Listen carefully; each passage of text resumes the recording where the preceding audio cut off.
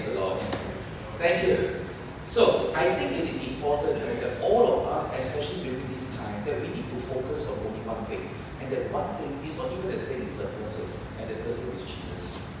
You know how I started this series of talk was because after disappearing for a few years, I suddenly appeared one night. And even so, it was not because I wanted to come for the charismatic meeting, but because I wanted to speak to Father Johnson. But it so happened that Father Johnson was not free that night. And then what happened was the Spirit led me up. That was probably because I smelled food. So I came up here and I was sitting behind. And I actually saw that there were about 20 people, and I was so glad to see that all these old friends of mine who have been around for so many years. Has it been about 7, 8 years? I think the ministry has been around. And in spite of the fact that the numbers have gone down to 20 people, but every Thursday they still come. You know why? Because the focus is only on one, and that one is Jesus. Amen? So tonight we are going to talk about Jesus. We are going to talk about the Old Testament, how we actually see Jesus in the Old Testament.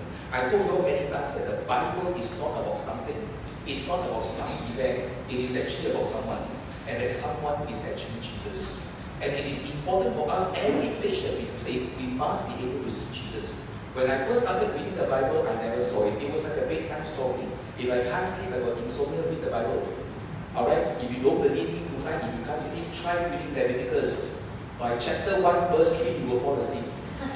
So that was how I started reading the Bible. But today I read the Bible, I actually see Jesus because the whole Bible becomes very lively to me because Jesus is actually in the verse. Every page that I read, I will be able to see Jesus. And I want to help you to see Jesus also. He said, okay, so tonight I'm going to go through the Pentateuch. You know, Pentateuch, 5 books. In Hebrew, they call it the Torah. What are the 5 books? Genesis, Exodus, then Leviticus, Numbers, and Deuteronomy. So I'm going to go through all the 5 books with you all, and hopefully we will end by 11:30. Yeah? Is it okay? Alright, let's go. You know, I recorded my talk last week for the first time, and I went back to watch my own video. Then I realized that I spoke very fast. Were you able to understand what I said? You know, certain parts even I couldn't catch what I was saying. So tonight I'm going to slow down. Alright, I'm going to slow down a little bit, but when I get excited, I tend to speak very fast. Because if I speak any slower, you will fall asleep. So are you ready for the word? Yes. You ready for the word? I'm excited? Yes. Good. Now we want to talk about the resurrection story first. Then we will go into Genesis, Exodus, Leviticus, Numbers, and Deuteronomy. Alright, okay? Now this passage we read it every Easter Sunday. When Jesus rose from the dead, what happened was that the first 2 persons that he appeared to were 2 strangers. These 2 strangers were actually on the way to Emmaus. Now we read this passage every Easter Sunday, June 24. Now that same day, 2 of them were going to a village called Emmaus, about 7 miles from Jerusalem. They were talking with each other about everything that had happened. As they talked and discussed these things with each other, Jesus himself came up and appeared to them and walked alongside with them, but they were kept from recognizing him. He asked them, "What are you discussing together as you walk along?" They stood still, their faces downcast. Are you serious about it? You mean you do not know what actually happened? So are you the only one visiting Jerusalem who does not know the things that have happened there in these few days? And then Jesus asked, what are the things? Then they went on to tell Jesus about the crucifixion, about the resurrection. And then Jesus went on, how foolish you are and how slow to believe all that the prophets have spoken. Did not the Messiah have to suffer these things and then enter his glory? And then Jesus said, beginning with Moses and all the prophets, Jesus started to explain to them what was said in the scriptures concerning himself. So this verse tells us that all the things that you see in the scriptures, from the Moses all the way to the rest of the prophets, which means the entire Old Testament, everything is about Jesus. You understand? Alright, it is not about King David, it's not about Pharaoh, it's not about Moses, but it is really about Jesus. So I'm going to show you people, how do you actually see Jesus in all these Old Testament readings? Is that okay? So when you attend the Mass and then when it comes to the first reading of Old Testament, you should be able to see Jesus. Alright? Because the whole Bible is about Jesus. So let's start with the first book. Alright? The first book is Genesis, isn't it? But before that, alright, we want to talk a little bit about Hebrew. Alright, we want to talk a little bit about Hebrew. You know, the Old Testament was actually written in Hebrew. Alright, so it is important for us to learn basic Hebrew. I learned Hebrew for a year, then I forgot everything about it because to be honest, Hebrew is the most difficult language. Alright, it's very a Jewish student in my class, and I actually told him about it. Alright, I said that how come the Hebrew is so difficult? He said it's not difficult, it's just like when I learned Chinese. Chinese is the most difficult language for me. So in order for us to understand the Old Testament, we need to know basic Hebrew. Alright, and in Revelation 1, Jesus appeared to St. John. You know, Revelation is the last book in the Bible, isn't it? And this was what Jesus said, I am the Alpha and the Omega. Alpha is the first letter in the Greek language, Omega is the last letter in the Greek language. Alright, so Jesus is basically telling St. John, I am the first and the last. Alright, in fact, in the Old Testament, he already told somebody about it, and this person was called Isaiah. Alright, in Isaiah 44, he said, thus says the Lord, the King of Israel and his Redeemer, the Lord of hosts, I am the first and I am the last. So that when Jesus actually appeared to Isaiah in the Old Testament and said, I am the Alpha and the Omega. But of course, the Old Testament was actually written in Hebrew, so he didn't speak in Greek. Alright, so therefore he said, I am the Alpha and the Omega. But in actual fact, he did not speak in Greek to St. John. When John saw him in the book of Revelation, John being a Jewish person, therefore Jesus must have spoken to him in Hebrew. But because the gospel was written in Greek, so it appears I am the Alpha and the Omega. But in actual fact, he did not tell John I am the Alpha and Omega. He actually spoke in Hebrew. How do we know about it? Whenever he appeared to all these people, alright, he will always speak in their language, Hebrew language. For example, in the book of Acts 26, at midday, O King, along the road I saw a light from heaven. This is Saul, St. Paul. Alright, brighter than the sun shining around me and those who journeyed with me. And when we all had fallen to the ground, I heard a voice speaking to me and speaking to me in Hebrew language. So whenever the Lord appears to all these people, he actually spoke to them in Hebrew. He didn't tell John, I am the Alpha and the Omega, because that is in Greek. So he actually spoke to John in Hebrew, and therefore we need to understand the Hebrew language. I showed you people last week, isn't it, the alphabets. 22 alphabets, we read from the right to the left. Alright, so therefore this is how it looks like. So we read from the right to left, the first letter, Aleph, Bet, Gimel, Dalet, He, Vav, Zayin, so on and so forth. So Jesus said, I am the Alpha. The first letter is, I am the Aleph. That was what Jesus said. Then I am the Omega. The last letter is Tav. So therefore Jesus actually told St. John, I am the Aleph and I am the Tav. He didn't say I am Alpha, Omega, because that was in Greek. So he actually said, I am Alpha, he actually said, I am Aleph and I am the Tav. Because if he were to speak to John in Hebrew, this is what he would say. You understand? Right, so therefore he actually said, I am the Aleph Tav. Now this is Aleph Tav. You read from the right to the left. Now, I've forgotten all my Hebrew. I've forgotten all of them. But I'm going to explain to you people how the Jewish will explain to you all. Because I actually asked my Jewish student, I actually took out the books and started reading again. And I'm going to explain to you people, and that's how you actually see Jesus in these two letters. Now, I'll put this right on top, so Aleph Tav. Alright? The first letter is Aleph. Alright? The first letter is Aleph. Jesus said, I am Aleph. What does that mean? Only the Jewish people will understand this. You and I cannot understand. And that's why we need to analyze the letter. Now, this letter is made up of one alphabet in Hebrew, which is Yud. This alphabet Yud. Now, I'm going to put it by the side. Right? So therefore, when you look at it, this is Yud. Right? It is actually made up of one alphabet, which is Yud. So the first Yud, can you see that? This first Yud actually represents God. Alright, it actually represents God. That's the first Yud. How do we know that? Because that's how we spell the name of God, Yahweh. So Yahweh, the first letter is Yud. You understand? So it's Yud, He, Vav, He. And then these four letters form the word Yahweh. Therefore, the name Yahweh, alright, the first letter was actually Yud. So therefore, the first Yud in the letter Aleph represents God. Then you have a reverse Yud, the other one, the opposite one, the reverse Yud, which is the second one. Now, this reverse Yud represents you and I, man. You know, we are the total opposite of God. God is perfect, we are imperfect. God is sinless, but we are full of sin. You understand? So therefore, this actually represents man. Interestingly, man in Hebrew, everybody knows what is it? Hey, you know what? You know that the man in Hebrew is called Adam. And then what? The first man is called Adam. And interestingly, how do you spell Adam? The first letter of Adam is Aleph. Alright? The first letter of Adam is Aleph, Dalet, Mem. Aleph. So therefore, this second Yud represents man. We are the opposite of God. And because of Adam's sin, we were separated from God. There is one thing that will bind us back to God, and that is this stroke. That is that? The stroke. And therefore, this thing formed Aleph. Now, don't ask any Jewish people, they will explain to you in this way. Now, what is this stroke all about? This is the Word of God. You know, today the Catholic Church still have that tradition. You know, whenever the priest proclaim the gospel, what they do? They actually leave up the gospel this way. Correct or not? They leave up the gospel this way. This is a Jewish tradition, like that. Alright, this is the Jewish tradition. So therefore, the Catholic Church actually maintain this Jewish tradition. So they leave up the Word of God. So therefore, what is this stroke? You ask any Jewish people, they will tell you this is Torah. Alright, Torah means the Word of God, basically. And then to ask Christians, we know what is this Word of God, isn't it? What is the Word of God? The Word of God is Jesus. Because St. John said, in the beginning was the Word.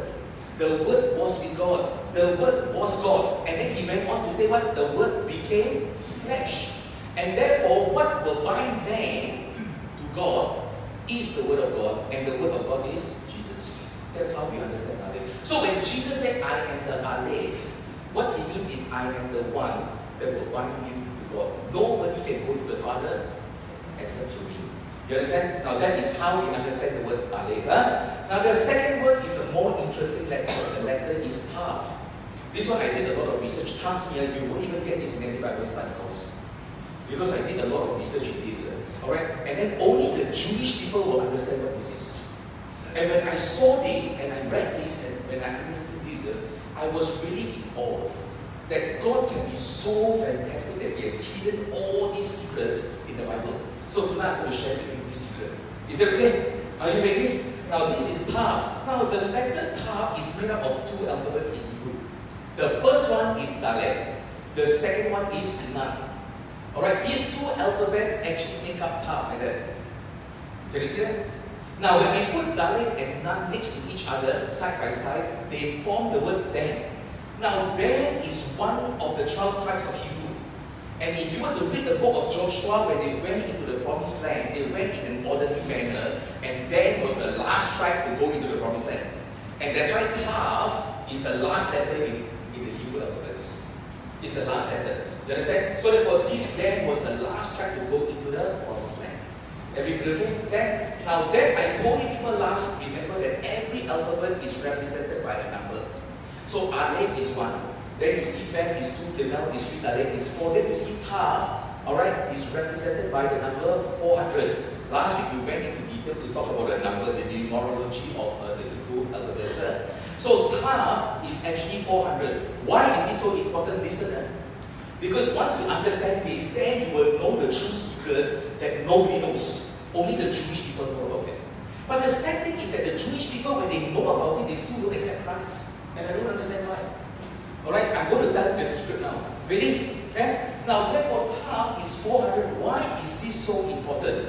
Because it has got something to do with Abraham's promise. I told you people in my very first session about the promise of made by God to Abraham.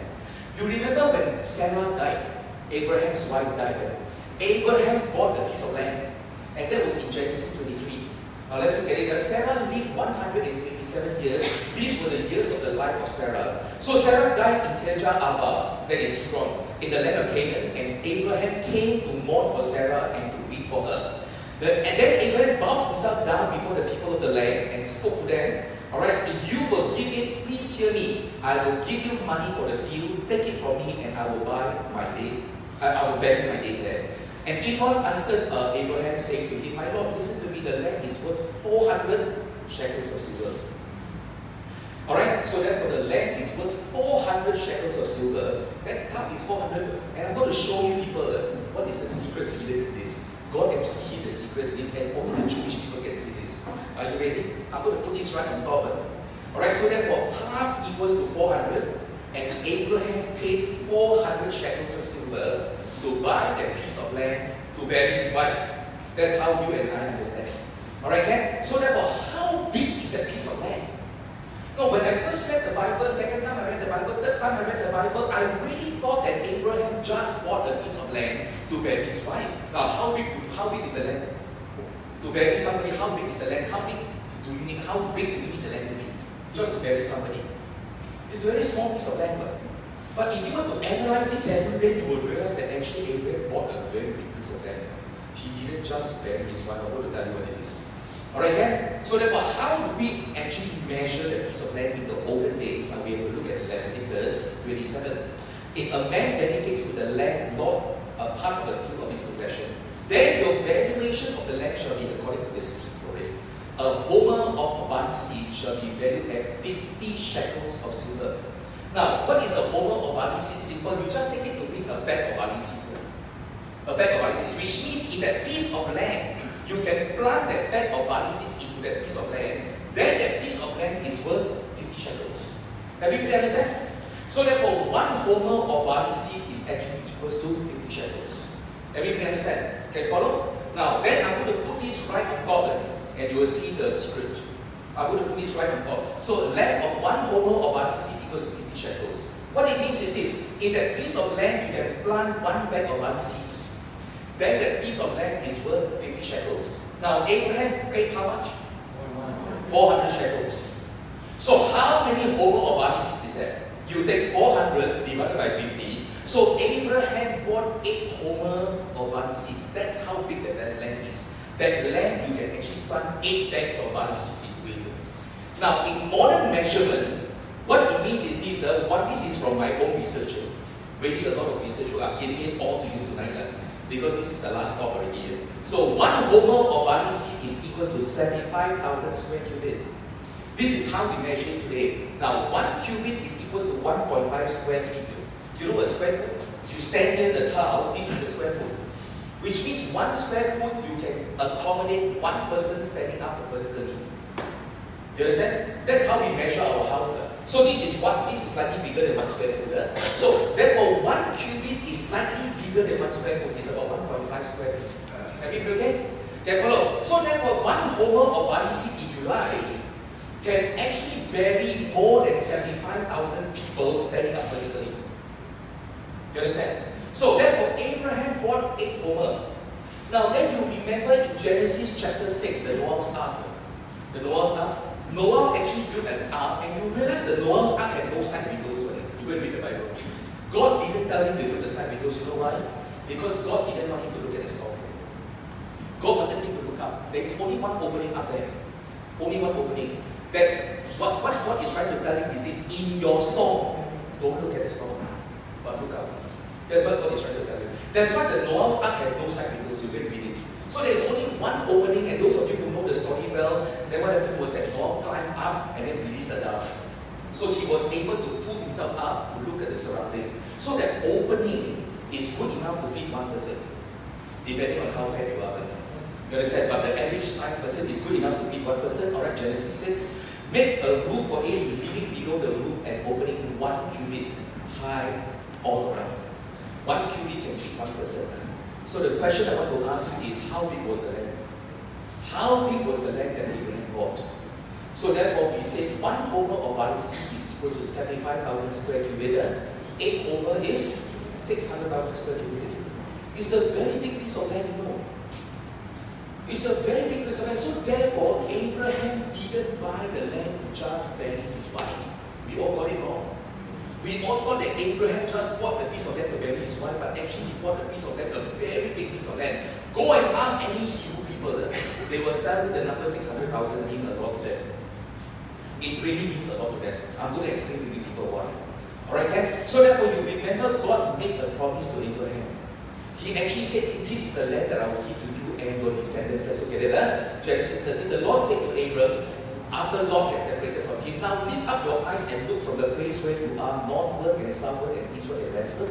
For all the land which you see, I will give it to you and your descendants forever. You understand? And therefore the Israelites, they believed that the piece of land that Abraham bought was actually for the Jewish people. And of course, through history, the Jewish people lost that land. They actually lost that piece of land. And now they're slowly going back. They're all going back. You understand? But they still haven't fully occupied the land yet. And people say that the moment the Jewish people fully occupy the land, they will be the end of the world. Let's hope it won't come so soon. We still want to enjoy ourselves.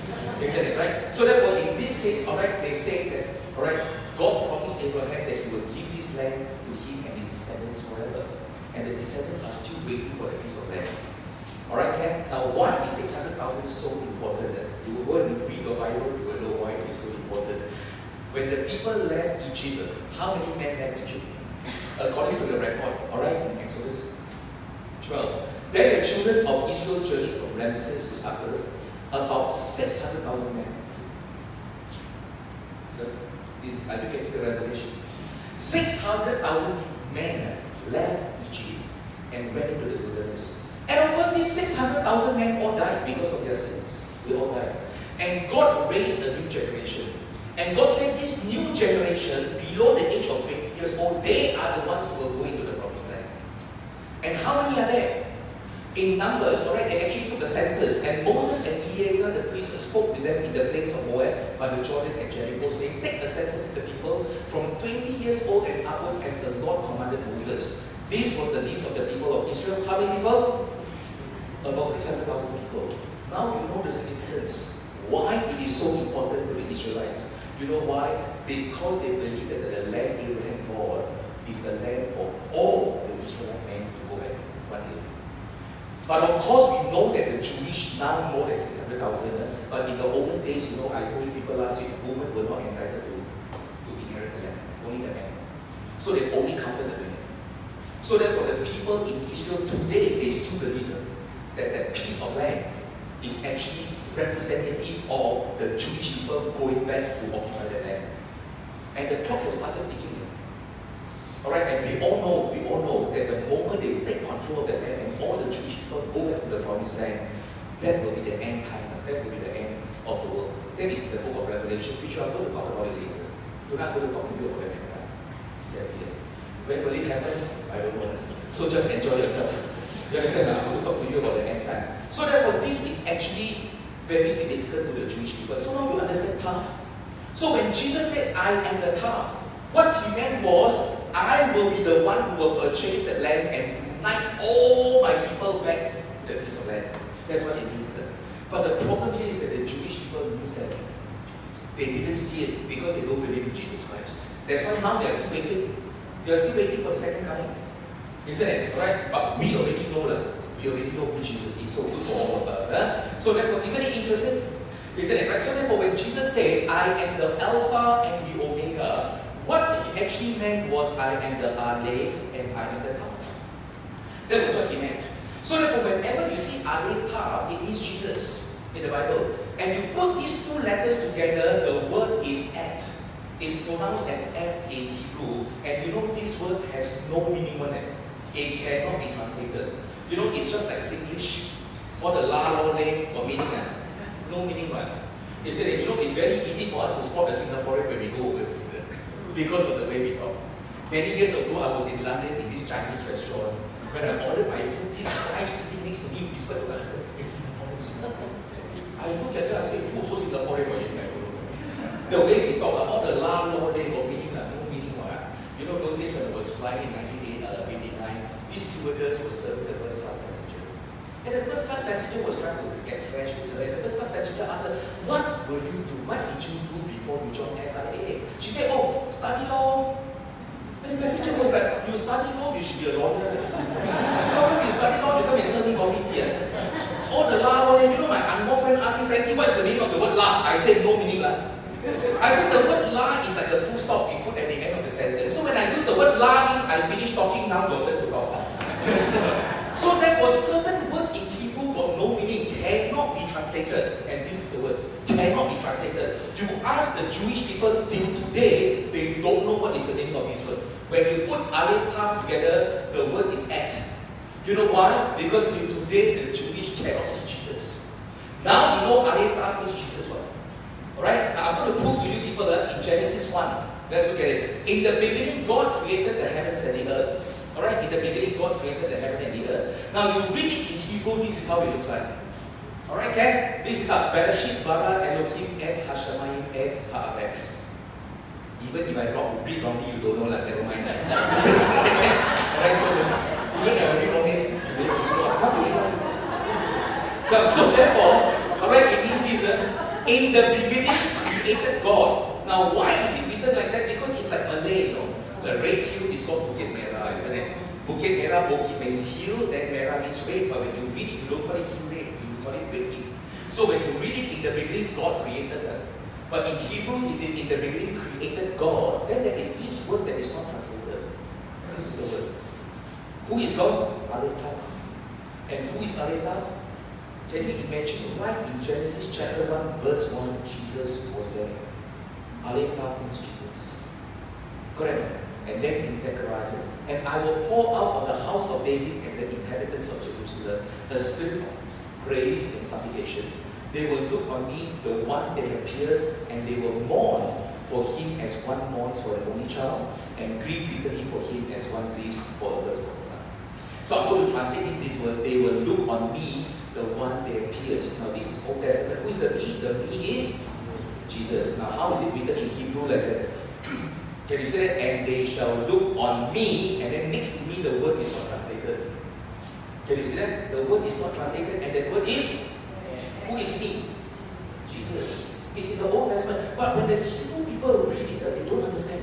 Because they don't know who is Jesus, or they refuse to accept Jesus. You understand? Alright, they just refuse to accept it. Then in Deuteronomy 13, you shall not listen to the words of that prophet or that dreamer of dreams, for the Lord your God is testing you to know whether you love the Lord your God with all your heart and with all your soul. Now let's translate this in Hebrew. This is how it looks like. For the Lord your God, you to know whether you love the Lord, and you realize there is this word that is not translated. And what is this word? Jesus. So Jesus is everywhere in the Old Testament, and when you read it, you will be able to see. Everybody okay? Then remember we talked about Genesis 3. This one you know now, all of you know this, isn't it? Right? The first gospel, when man fell, God actually said this, and I will put enmity between you and the woman, and between your seed and the seed. He shall bruise your head, and you shall bruise his heel. Now we know that this person, he's talking about Jesus. Correct? Then last week I told you about genealogy. We went in depth to look at the genealogy of Jesus, and I hate that part, honestly. The beget, who, like that. Abraham was the father of Isaac, Isaac the father of Jacob, blah, blah, blah, blah, blah. You know, the very first genealogy that was written in the Bible was in Genesis 5. That was the very first genealogy written in the Bible. Alright, it looks like that. When Adam had lived 130 years, he had a son in his own likeness, in his own image, and he named him Seth. When Seth had lived 105 years, he became the father of Enosh. When Enosh had lived 90 years, he became the father of Canaan. When Canaan had lived 70 years, he became the father of Mahalalel. And then Mahalalel lives, it goes on and on and on and on. Alright, now we organize all the names together, it looks like that. Alright, so Adam, the father of Seth, Seth, the father of Enosh, Enosh, the father of Canaan, Canaan, the father of Mahalalel, and so on and so forth, all the way to Noah. Now, this was the first genealogy presented in the Bible. Now, though the Hebrew names all have meanings, for example, David is beloved. You know that, isn't it? So therefore, in this case, the Hebrew names all have meaning. So Adam means man. Seth means appointed. Enosh means mortal. Canaan means sorrow. I mean, why would people name the son sorrow? Now, you must understand that at that point of time, the way they name the child is based on their circumstance. At that point of time, alright, their circumstances, alright, that they are in, they will name the child accordingly. For example, in the book of Ruth, alright, there was this person called Naomi. What happened was that he left, alright, Bethlehem. She left Bethlehem with her husband and got themselves into trouble. And what happened? They became broke, they were in poverty. She changed her name to Mara. Mara means bitter. So therefore, they named themselves based on the circumstances they are in. So you go on, alright, it becomes the blessed God, Jeremy shall come down, Enoch means teaching, blah, blah, blah, blah, blah. So therefore, if you look at it, man appointed mortal sorrow, the blessed God shall come down, teaching, right? You put them into one sentence in Genesis 5, it means this. The man is appointed mortal sorrow, that's you and I, but the blessed God shall come down, teaching, that his death shall bring the despairing rest and comfort. You know, in Genesis 5, the very first genealogy is Jesus. Who is the person who will come and give us comfort? Jesus. In fact, this came to pass. Remember last week I told you people, for those of you who were not here last week, I will just go through this very quickly again. In Luke chapter 4, Jesus was asked to read something in the temple. Remember, he didn't finish reading, he sat down. Alright, now let's look at it. He went to Nazareth where he had been brought up, and on the seventh day he went into the synagogue as was his custom. He stood up to read, and the scroll of the prophet Isaiah was handed to him. Unrolling it, he found the place where it is written. So he read from prophet Isaiah. Alright, so therefore he read this. The Spirit of the Lord is on me because he has anointed He has sent me to proclaim freedom for the prisoners and recovery of sight for the blind, to set the oppressed free, to proclaim the year of the Lord's favor. And then he sat down. He closed the book. And I told you people last week what happened, isn't it? Everybody looked at him. Why? Because he didn't finish reading. Alright, if he had finished reading, he would have continued and said to proclaim the year of the Lord's favor and the day of vengeance of our God. But Jesus just refused to talk about that, because Jesus did not come and proclaim the bad news. He came to proclaim the good news. He came to comfort. Correct? And therefore, Luke chapter 4 brought to pass what was written in Genesis 5. That he is the person that will bring the good news to the despairing, give them rest and give them comfort. Amen? And that is Jesus, alright, in Genesis 5. You see, you have to read it in Hebrew, then you will be able to know it. So after Genesis, what book is that? Wait, don't know, I know. After Genesis is what? Exodus. Correct? While the people were in the wilderness, what happened was that God instructed them to build an ark of the covenant. I said this a few years ago in this hall. Alright, God made them build the ark of the covenant. Alright, and God gave them the instruction. Alright, in Exodus 25. They shall construct an ark of acacia wood, 2.5 cubits long and 1.5 cubits wide and 1.5 cubits high. Like that. Alright? Alright, then he went on, you shall make a mercy seat of pure gold, 2.5 cubits long and 1.5 cubits wide. You know, this part of the Bible is really difficult to read. All the cubit, how many, all the measurements stuff. But I actually have a sermon on this. It will take me about 4 to 5 sessions to talk about the tabernacle. Actually, the whole tabernacle is about Jesus. And certain part of the tabernacle is about President. It's all hidden there. Next time when I come back, we will talk about it. Let's move on. You shall make 2 cherubim of gold, make them of heaven work at the 2 ends of the mercy seat. Make 1 cherub, is angel, at one end and 1 cherub at the other end. You shall make the cherubim of 1 piece with the mercy seat and its 2 ends. So it is that is the ark of the covenant. Okay? And then God went on and said, in the between the 2 angels, you shall put the mercy seat. On top of the ark, and in the ark you shall put the testimony which I will give you. There I will meet you, and from above the mercy seat, from between the 2 cherubim, I will meet you. Between the 2 cherubim is the mercy seat. Alright, now this is the ark of the covenant, and you all know that the ark of covenant is lost. Till today the Hebrews are still looking for the ark of the covenant. And then again they say the moment you find the ark of the covenant, and that is the end of the world. But can I tell you what? You and I have already found the ark of the covenant. Okay? We have found it. I'm going to prove it to you all. So that for the Hebrews, they are still looking for the ark of the covenant, but in actual fact, it's already found. On resurrection day in John 20, now Mary stood outside the tomb crying, and she wept. She bent over to look into the tomb, and she saw this, an empty tomb. And then what happened? And she saw 2 angels in white seated where Jesus' body had been. One at the head and the other at the foot. 2 angels like that. Correct? Now, if you were to put the ark of the covenant into this picture, it looks like that. Can see it? Can see? So actually, what Mary saw was the ark of the covenant. The Hebrews are still looking for the ark of the covenant, but we Christians have already seen it. We have already found it. And therefore, the mercy seat between the 2 angels is the tabernacle. Correct? Therefore, the mercy seat is actually the body of Christ. Now you know whenever you approach the table and receive the body of Christ, you are receiving the mercy of God. You understand? Alright, so therefore God actually hid the whole secret in the tomb. Now, after Exodus, what? Wait, say something like you don't know like you read your Bible like you. What I'm trying to say is this, guys, it's not too late to read the Bible. Honestly, it's not late. You know, I never like to read the Bible. I got stuck in Genesis chapter 3 for like 30 years. I read Genesis chapter 1, chapter 2, chapter 3. After that, when you come to the forget it. And then when you read Leviticus, you get stuck for another 10 years.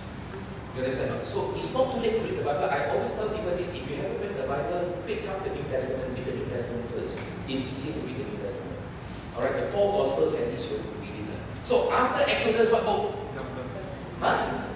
No, Leviticus. And that is the hardest book to read. Let me tell you this. That is the hardest book to read. Alright, because that one is all about the laws. Alright, and it's the hardest book to read, honestly. I hate to read that book. But then again, hidden in all the laws is I talked about it last week. But for the benefit of those people who were not here last week, I'll repeat again. Leviticus 5, what? As the penalty for the sin they have committed, they must bring to the Lord a female lamb. We talked about this last week. When somebody sins, they must bring a sacrificial lamb. Isn't it? Now, then God is very kind. Not everybody can afford the sacrificial lamb. So whatever he said, if you are poor, you cannot afford the lamb, you bring 2 doves or 2 young pigeons. Then I told people, remember in Luke chapter 2, I think, in Luke chapter 2, when Mary presented Jesus, alright, Joseph and Mary brought a pair of doves or 2 young pigeons. So Mary and Joseph didn't have a lamb, which means they were poor. Then I told people, you look carefully, actually Mary brought a lamb, and the lamb was in her hand. You understand that sacrificial lamb was actually Jesus, so Mary actually brought a lamb. Everybody okay? So after Leviticus, what more? Oh no, I know. After Leviticus, what? Gospel of Matthew. Huh? After Leviticus is what? Numbers. But I won't go into Numbers first. I want to go and talk about Revelation. End time. Are you worried about end time? You're worried? Don't worry. When it's time comes, it comes. All have to go. Everybody is talking about end time. I don't know why, honestly. And I told my godson, my godson says, Godpa, can you pray to God? Don't have it so fast. I still want to get married. Isn't it right? So we want to talk about it. In the book of Revelation, it's a long book. Those of you who want to know about the end time, go to OLPS. Now Father Ambrose Vaz is talking about Revelation. But I'm going to give you a different angle. And trust me, you will never see this in any Bible class. I'm going to summarize everything for you all. What happened was that John had a vision of heaven. He actually saw heaven.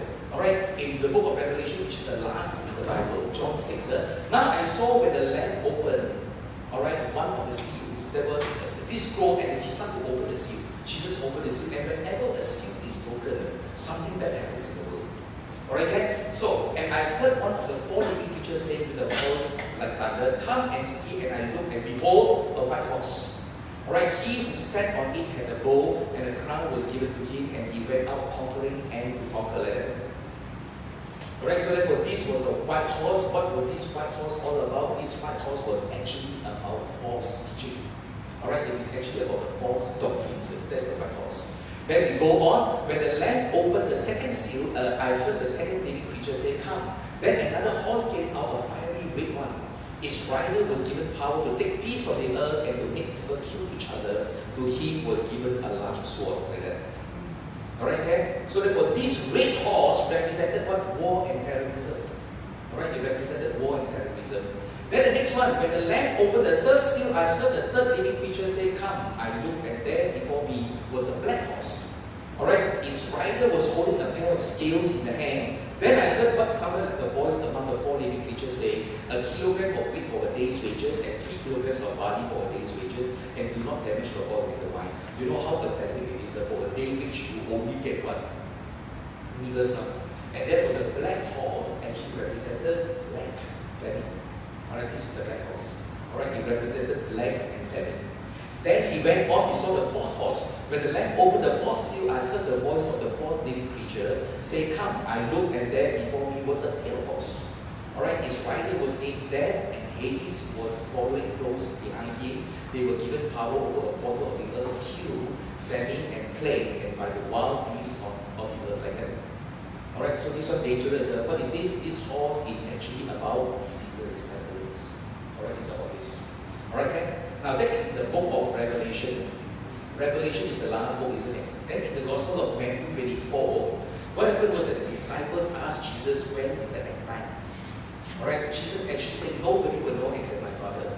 But he said, these are the signs. When you see all these signs, you will know that the end time is approaching. He said, now as he sat on the Mount of Olives, the disciples came to him privately saying, tell us when will these things be, and what will be the sign of your coming and of the end of the age? And Jesus answered and said to them, take heed that no one deceives you.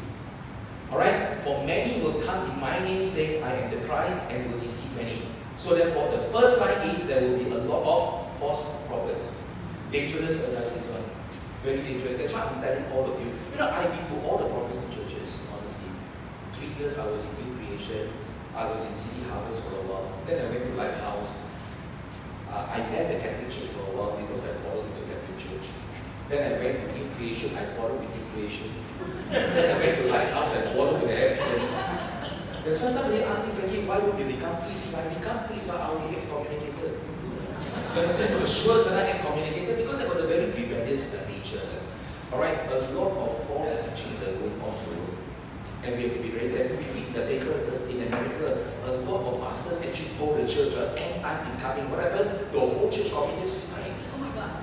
Correct or not? So therefore, these are all the false doctrines. We have to be very careful of it. Say whatever you want, the Catholic Church, we are very careful about all these things.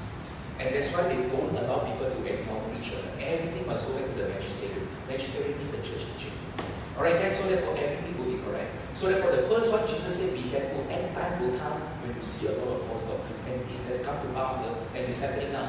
I'm telling you, I personally believe that the clock is ticking. Maybe not my time now. Alright, I won't see that end time. Maybe not my time. But maybe your time. Mr. Brandon, your time. So be careful. Don't worry, we will be singing hallelujah in heaven together. Alright, come, let's move on. And then Jesus said the second sign, and you will hear of wars and rumors of wars. See that you are not troubled, for all these things must come to pass, but the end is not yet. So therefore, this one is about war and terrorism. Can you see Jesus is speaking in the same order as he presented to John in Revelation? Alright, now our generation, well not me, but at least for the past 100 years, 1 century, we saw two wars. Correct now? Nobody in history had not, throughout the entire history, you will never find so many people dying in wars compared to the past 100 years. So people the Korean Wars. And terrorism is a big problem now. So therefore there are signs, many theologians are saying that these are the signs of end time. But Jesus himself said, but the end is not yet here. Then he went on to say, and there will be famines, pestilences, and earthquakes in various places. Alright, and all these will be the beginning of sorrow. So therefore famine and diseases. You go and ask all the doctors, in 20 years time antibiotics will become ineffective. Because every day there are new bugs, new diseases. The doctor, I went to see got a full medical checkup, and the doctor said, Frankie, you are very unhealthy. Yes, I said, I know. I said, you look at my size, you know already. Then he said, you will develop a lot of disease. I said, then how? Then Frankie, I remember this one cannot eat, that one cannot eat. He gave me a long list, I said, Sudana. I said, I see okay. Everything cannot eat. Can you imagine see vegetables who got cholesterol? Then I said, what do you want to do? Boil grass. Eat grass every day. Correct. So therefore now a lot of diseases, a lot of all these bugs going on, the viruses and all that kind of thing. So therefore Jesus said, when you see all these things, then be ready. You know that the end time is coming. So a lot of theologians actually believe the clock is coming, and it's ticking faster and faster and faster. You understand? It's ticking faster, but we don't know when. Just enjoy the understand? Eat whatever you want. Outside tonight got curry chicken. 5,000 calories. 5,000 calories. Okay, come, let's move on. Alright, man. Then what happened was that John actually had a glimpse of eternity, a glimpse of heaven. From the throne came flashes of lightning, rumblings, and peals of thunder. So how majestic the language was. Alright, and in front of the throne, 7 lamps were blazing. These are the 7 spirits of God. Also in front of the throne, there was what looked like a sea of glass, clear as crystal. And then John said this, that he saw, 4 living creatures. He saw 4 living creatures in heaven. And they were covered with eyes in front and behind. He saw all these things. So the first living creature was like a lion. The second was like an ox. The third had the face of a man. The fourth was like a flying eagle. So the first one, lion. The second one was ox. The third one was the face of a man. And the last one was a flying eagle. So he actually saw all these things. You understand? Now something like that. Alright, so lion, the face of a man, the eagle, and ox. In fact, you look at the Old Testament and throughout the entire Bible, Old and New, many people saw this. Now, what are all these 4 faces? They are the 4 faces of Jesus Christ. You go and ask any Bible scholar, they will tell you that. They are the 4 faces of Jesus Christ. So Jesus is represented by lion. How do we know that? A Chinese prophet told us that. You know there's a Chinese prophet in the Bible? Don't know, I never read that. Who? Hosea. So Hosea actually said this. Hosea. So Hosea actually said this. They will walk after the Lord. They will walk after the Lord. He will roar like a lion. So Hosea actually saw this. Jesus is represented by a lion. And then what happened to Hosea? This one lame joke. chapter 2, alright, and what happened was that St. Paul actually said, for this reason he had to be made like them, fully human in every way, in order that he might become a merciful and faithful high priest in service to God. And in Deuteronomy, in a desert land he found him in a barren and howling place. He shielded him and cared for him. He guarded him as the apple of his eye, like an eagle. Did you see that? So it's all throughout the whole Bible talking about the four faces of Jesus. And finally in Philippians 2, Philippians chapter 2, rather he made himself nothing by taking the very nature of the servant. The ox is a servant because they got to plow the land. They got to go and plow the land. Alright, so therefore in this case, these four creatures that John saw in heaven represented the four faces of Jesus. Everybody okay? Everybody understand? Okay? So therefore, he saw this, that each of the four living creatures has 6 wings and was covered with eyes all round, even under his wings. Day and night they never stop saying, they say what? Holy, holy, holy is the Lord, God Almighty, who was and is to come. In fact, this is the last book in the Bible that, right, in the Old Testament, somebody saw this. Who was that? I told you last week. Somebody saw this. I told you last week, but Isaiah also saw this. Alright, now you look at Isaiah 6. In the recent, in the year that King Uzziah died, I saw the Lord high and exalted, seated on the throne, and the train of his robe filled the temple. So Isaiah also had a glimpse of heaven. Alright, okay? Above him were seraphim, each with 6 wings. With 2 wings they covered their faces, and 2 they covered their feet, and with 2 they were flying, and they were calling one another, Holy, holy, holy is the Lord Almighty. The whole earth is full of his glory. So therefore, Isaiah also saw exactly what John saw. That was 2,000 years before John lived it. Can you imagine? It was so consistent. Alright, so therefore in the Old Testament, Isaiah also saw it. Now how does it look like? The 4 animals. Alright, the 4 living creatures, it looks like that. So, like that. This is how it looks like. Alright, 4 living creatures, these are all the angels, the choirs, and this is the throne of grace. Nobody can look at the throne of grace, you will die. Alright, so therefore this is the throne of grace. So the 4 creatures in front of the throne of grace. So John actually saw this. You understand? John actually saw this. Alright, then? Now then, in actual fact, guys, John was not the first to see it. Alright, in the Old Testament, this prophet called Ezekiel, he was the one who saw it first. Alright, in Ezekiel chapter 1, in my 13th year, in the 4th month of the 5th day, while I was among the exiles by the river Kiva. So the Israelites were in exile, the heavens were open, and I saw visions of God. So what did Ezekiel see? He saw this. I looked and I saw a violent storm coming out of the north, an immense cloud with flashing lightning and surrounded by brilliant light. Very majestic. The center of the fire looked like glowing metal, and in the fire was what looked like 4 living creatures. So Ezekiel in the Old Testament already saw it. Alright, in appearance their form was a human, but each of them had 4 faces and 4 wings. So what you see, their faces look like this. Each of the 4 had the face of a human being. And on the right side, each had the face of a lion.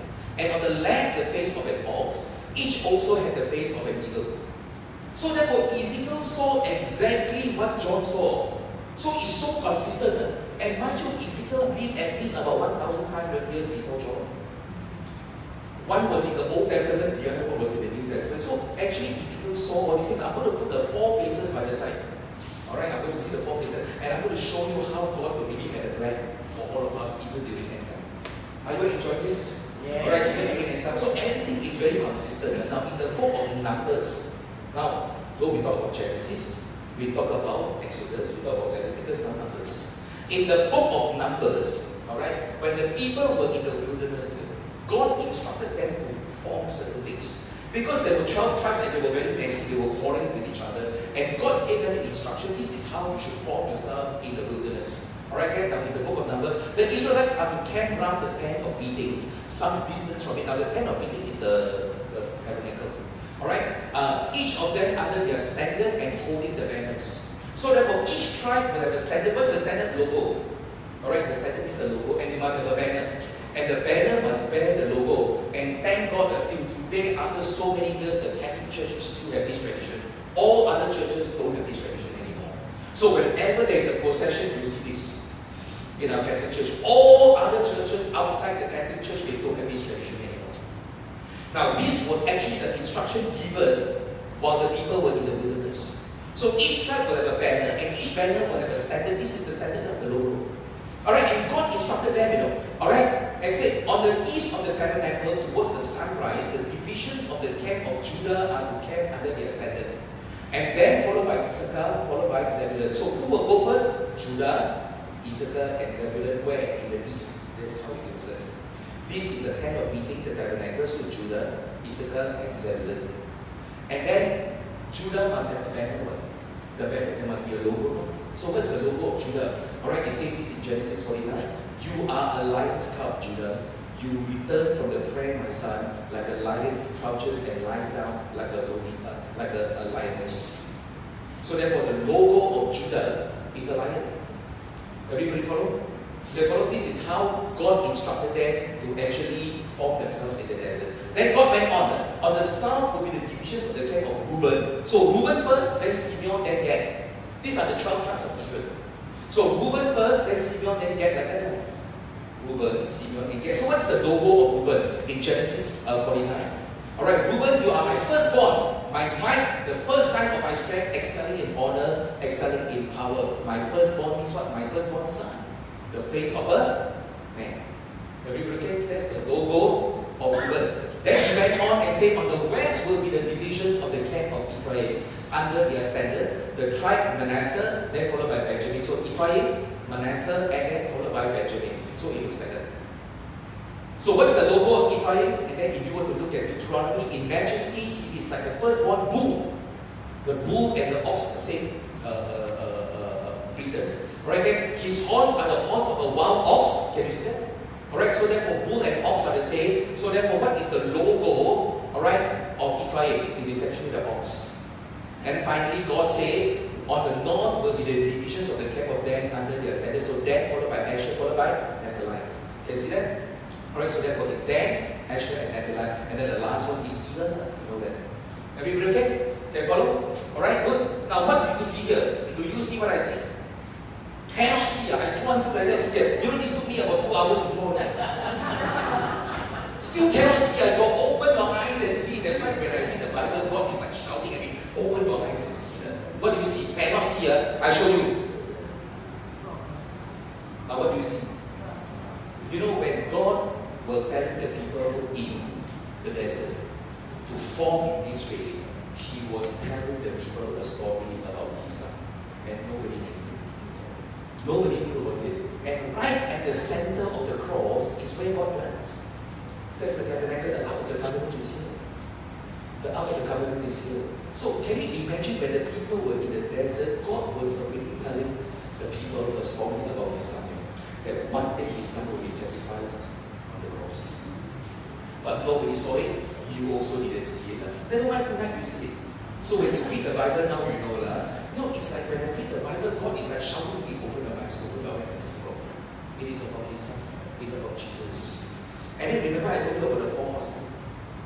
The red horse, the black horse, the pale horse, remember the white horse I told people. And they all represented all the problems in the world. The devil is kacauing the whole world. Going around creating all these kind of problems. Now in fact, who was the one who saw all this?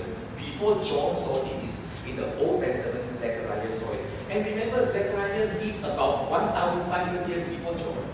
Consistently, they see the same thing. Zechariah, I looked up again, and there before me were 4 chariots coming out from between 2 mountains, mountains of thorns. The first chariot had red horses, the second black, let me see. Alright, the third one white, and the fourth one dapple is pale. All of them very powerful. So again, the red horse represents war and terrorism. Correct, we saw that just now. Then the black horse represented lack. White horse represented false doctrine. Alright, so therefore all these horses, Zechariah saw it in the Old Testament. Alright, I asked the angel who was speaking to me, what are all these, my Lord? The angel answered me, these are the 4 spirits of heaven going up from standing in the presence of the Lord of the whole world. So going around creating a lot of problems. Then you tell me, how can it come from heaven? Hey, Lucifer was once an angel in heaven. Correct. Right, so therefore in this case, the one with the black horses look up is going toward the north country. Going toward the north means coming from the south. Correct. The one with the white horses toward the west, which means coming from the east going to the west. And the one with the dapple horses toward the south, which means coming from the north going to the south. So Zechariah saw all those things. And you put all these things here, you see that coming from north, south, east, west, everywhere. But you know, this is what is happening now. The world is chaos. We have got a lot of problems. The church now is being threatened. Alright, and then you see all these problems, and I believe that all these are actually the words of the devil. Alright, you ask me, isn't it?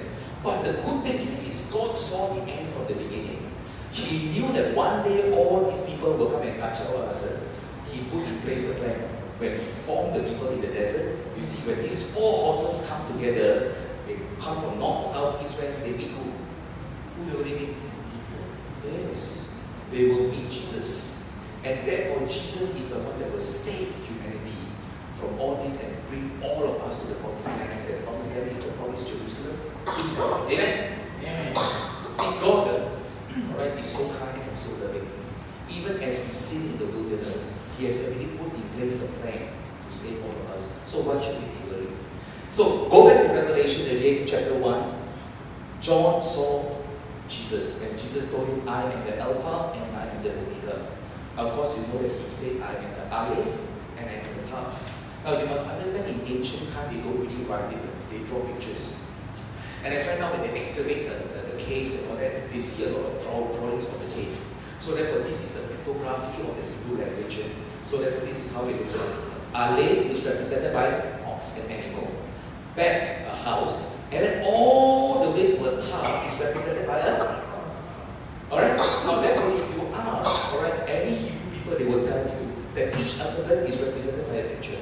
So therefore, I am the Aleph, I am the Tav, I am the ox, the sacrificial lamb, the sacrificial animal that will be nailed to the cross. That's what it means. So when Jesus appeared to John, he said, I am the Alpha and the Omega. This is what it means. When you read it in Greek, you won't get it. But when you read it in Hebrew, you will get it. You understand? So therefore, God is actually telling the world that this is my son. He is the lamb. He is the sacrificial animal that will be nailed to the cross. And how do we know this? To wrap up everything, I've said this before. Alright, when what happened was that Abraham brought Isaac to the mountain. Alright? Then do not lay a hand on the boy, he said, do not do anything to him. Now I know that you fear God because you have not withheld from me your son, your only son. And Abraham looked up, and there in a thicket he saw a ram caught by its horns. Alright, he went over and took the ram and sacrificed it, and then he said, what, on the mountain of the Lord it will be provided. See, it's so interesting. When Abraham brought the son up on one side of the hill, God prepared another sacrificial animal on the other side. They all walked up together and they met at the same point. And he said, as if God is telling him, don't kill Isaac, but kill this sacrificial ram. As if God is trying to tell Abraham, the day that you people break my covenant again, I will pay the price. It's not going to be Abraham. You don't have to sacrifice your son. You don't have to pay the price. And it's as if God is trying to tell the whole world, the day that you break the covenant, I will pay the price. I will sacrifice my son. Aren't you glad that there is that? Right? And therefore, when Abraham said this, he didn't even know that about 4,000 years after this incident, an innocent young man will pick up the cross and go to another hill and be sacrificed there. You know, our salvation comes at a very high price at times. So don't take it for granted. It actually costs the blood of an innocent man. So don't ever take it for granted. So whatever that is happening now in the Catholic Church, sad when I read the papers, honestly, I was so tempted to actually tell the Pope, you think that the abuse in the Catholic Church is just limited to sexual abuse. It's a lot of emotional, psychological abuse, physical abuse even that I've heard. You know, I myself also have been a victim of all these abuse. Not sexually, but I myself have also been a victim. Oh yes, I had a lot of problems with the priest, honestly I have. You ask all my friends, they will tell you, I left this, I quarreled with this parish priest. Sometimes you just cannot take it. Correct, enough is enough, I tell myself. But come to think about it, at the end of the day, they are still humans. Correct, they are still humans. So, whatever it is, I'm asking you people to focus on Jesus. Because He came at a very high price. You understand? But don't take your salvation for granted. Don't, because of all these things, and then you end up giving up your faith. And now today, a lot of Catholics are giving up their faith because of all these things. Right? Don't take it for granted, because at the end of the day, He came at a very high price. It cost the blood of an innocent man. Amen? Amen. Thank you very much. I've come to the end.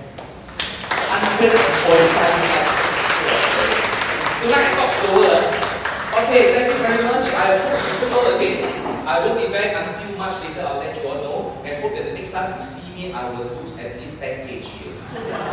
But hard, very difficult. So I must stop coming. Alright, thank you very much. I'll see you later again. And just a short announcement. I started the daily devotion so that if you want to receive the daily messages from me, just give me your mobile number and you will receive it